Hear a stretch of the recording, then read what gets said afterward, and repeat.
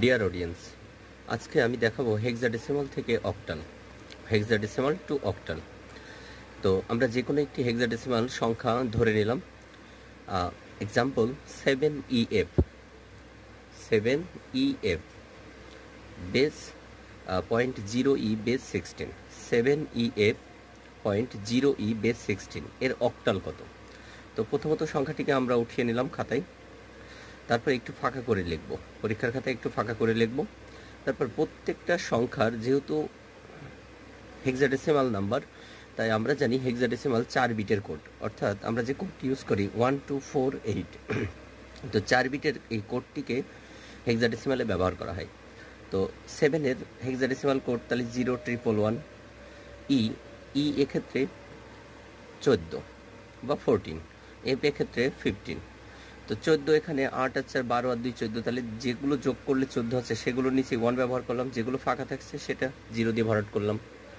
তো এভাবে আমরা 4 বিটই কনভার্ট করে নিলাম।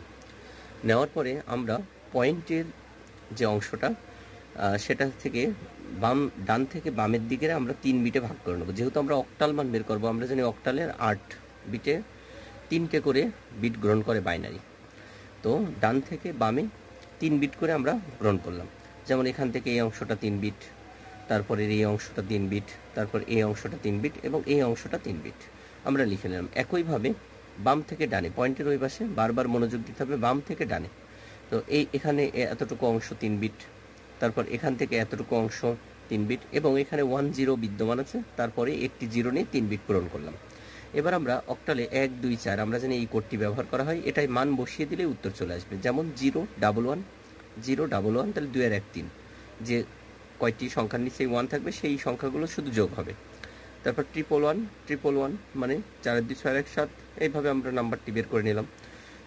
তাহলে বোঝা যাচ্ছে 7EF 0.0E বেস 16 এর অক্টাল সংখ্যা 3757.034 এবং এটাই হলো এর উত্তর।